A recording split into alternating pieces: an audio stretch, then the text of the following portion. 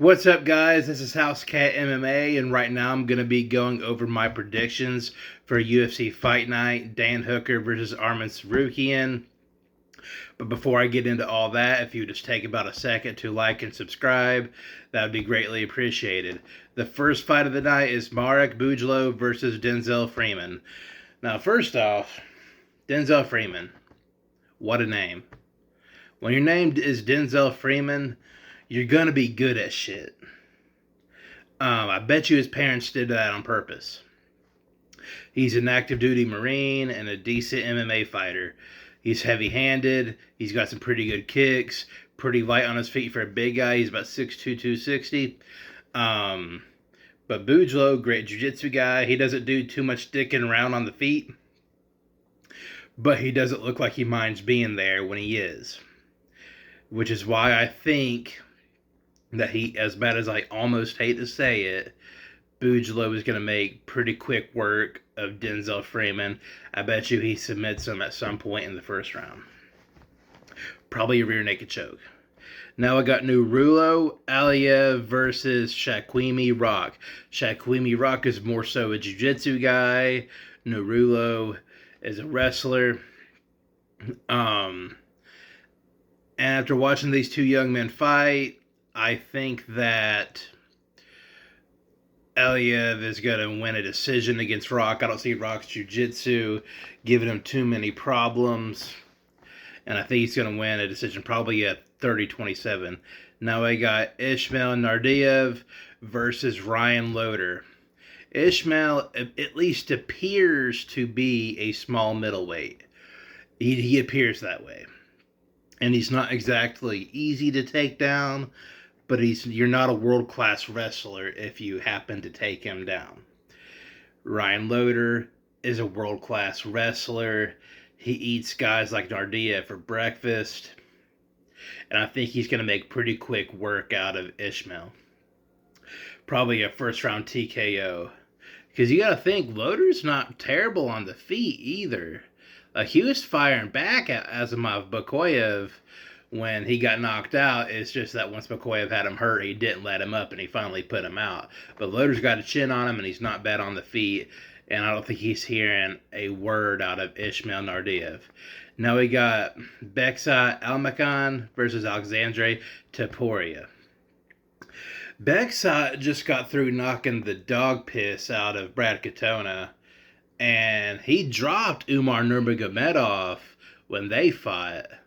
And Almakhan he's a thinker when he's on bottom. He got some pretty cool escapes on Umar. Topuria, similar, good on the ground, good on the feet. I think that Beksa Almakhan is a good bit better, and I actually think that Beksat's going to finish Topuria in the third round by some sort of knockout, probably a TKO. Now we got Abdul Rahman Yakayev versus Rafael Sikuria.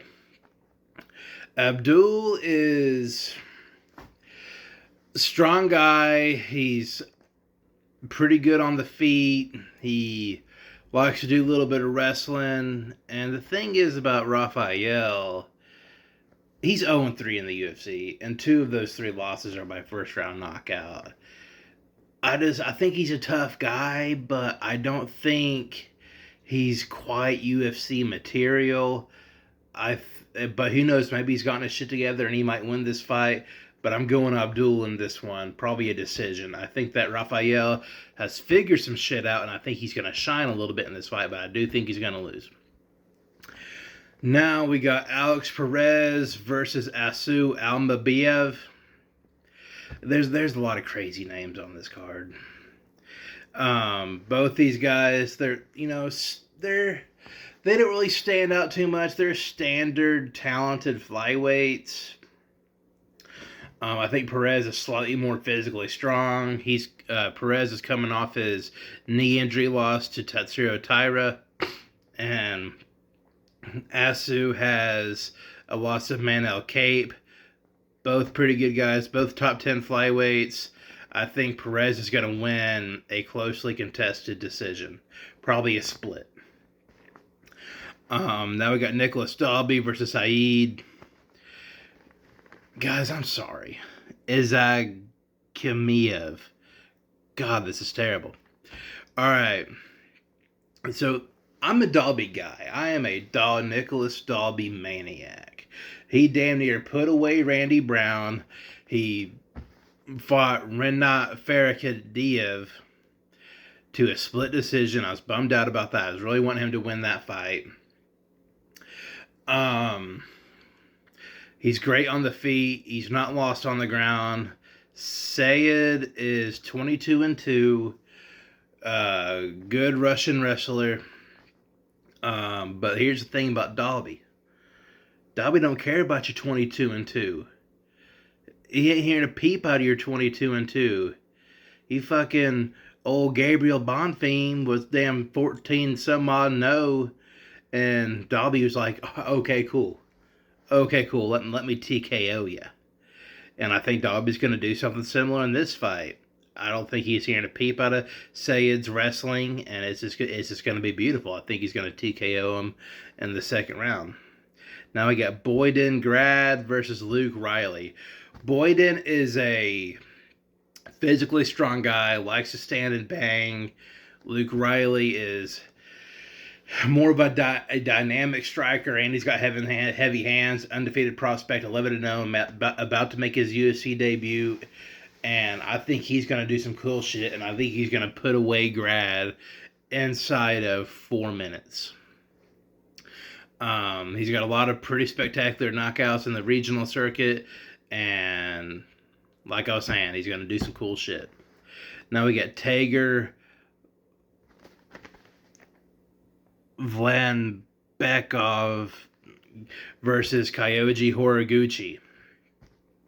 Now, Kyoji Horiguchi is a former Ryzen bantamweight champion, former Ryzen flyweight champion. He's also a former Bellator bantamweight champion. He fought Mighty Mouse for the title at one point. He's got a good bit of knockout wins. He's got a good bit of knockout losses. He's good everywhere. Tager is standard Russian wrestler. He lost to Tim Elliott. He's not hard to hit. Like he doesn't have his shit up in the air like that, but he's kind of got it like this, and he doesn't have excellent head movement. So that leads me to believe that Horiguchi is going to win the fight, maybe not by knockout, but I think he's going to win it handily by decision. Now, we got Jack Hermansson versus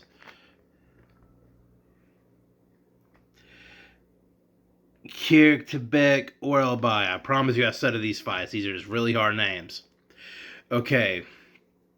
What's crazy is this fight's at welterweight. And I never would have thought that Hermansson would have even thought to cut down to 170. I was even real sure if he could, because he's not a small 185er. And Orelbai is a big 170.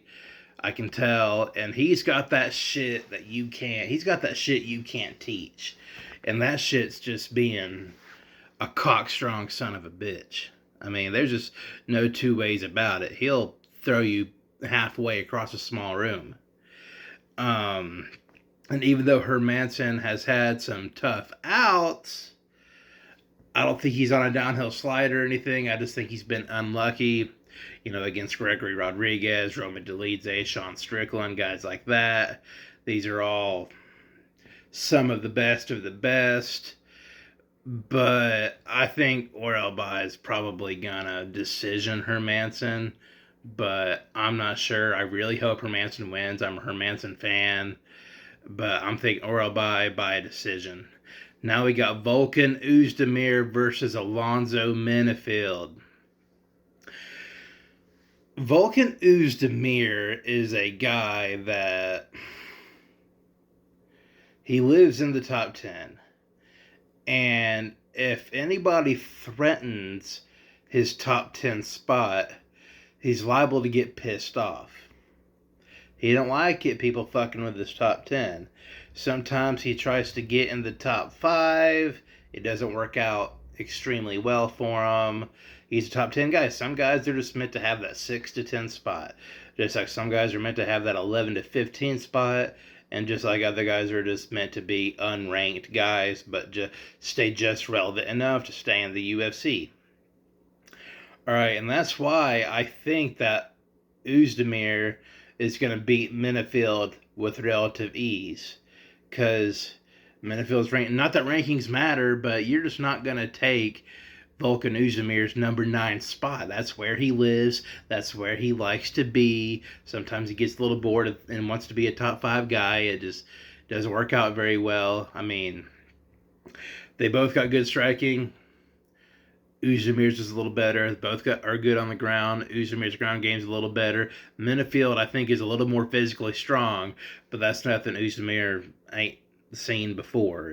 Fucking Oezdemir fought the great Daniel Cormier. You ain't throwing shit at Oezdemir that he ain't already seen. He's fought OSP. He's no stranger to these situations. Oezdemir decision. Now, we got Bahal Muhammad versus Ian Machado Gary. Now, the big question in this fight is, can Muhammad out-grapple the one they call Ian Machado Gary? Can he do that? If he can, it'll be a good night. If he can't, that means he has to strike with Gary. And I don't think he can do that, as bad as I hate to say it. But maybe he can. Machado Gary has proven against Shavkat Rakhmonov that he can defend the takedown. I mean, that was a very close fight with him and Shavkat. But it's kind of the question of how nasty is Belal Muhammad? Is he Shavkat nasty? Is he Islam nasty? I'm going to go with yes. And I'm going to go with Muhammad by unanimous decision. And I think the fact that this is a 3-rounder, since it is a 3-rounder, I think that works out well for Muhammad. Because that gives Machado less time to think about how to get shit pumping. Because I do think Ian Gary is a guy that gets better as the fight goes on. So, not having those extra 10 minutes, that's beautiful. Now we got Arman Tsarukyan versus Dan Hooker. Dan Hooker's been on some other shit lately.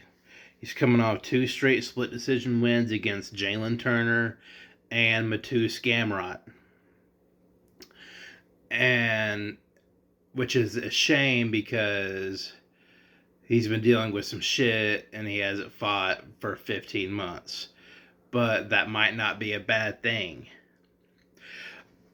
I don't think that Arman Tsarukyan can strike with Hooker.